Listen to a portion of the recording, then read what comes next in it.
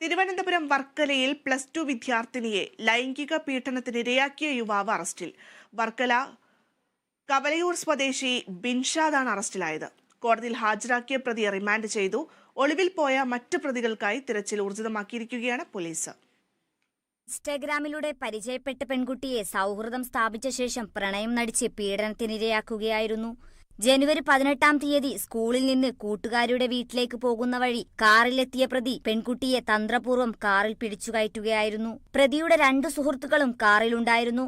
സുഹൃത്തുക്കൾ കാറിന്റെ മുൻസീറ്റിലും പ്രതി പിൻസീറ്റിലുമായിരുന്നു. കാറിൽ കയറ്റിയ പെൺകുട്ടിയെയും കൊണ്ട് കാർ വർക്കല അന്ധവിദ്യാലയത്തിന് സമീപം ആളൊഴിഞ്ഞ പ്രദേശത്ത് നിർത്തിയിട്ടു. തുടർന്ന് കാറിന്റെ പിൻസീറ്റിൽ വച്ച് പെൺകുട്ടിയെ ലൈംഗിക പീഡനത്തിന് ഇരയാക്കുകയായിരുന്നു. പെൺകുട്ടിയെ കയറ്റിക്കൊണ്ടുപോയ പ്രതികളുടെ വാഹനം പോലീസ് കസ്റ്റഡിയിലെടുത്തു.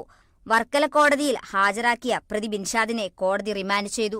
Kerala vision news, Thiruvananthapuram. തൃശൂർ വടക്കാഞ്ചേരിയിൽ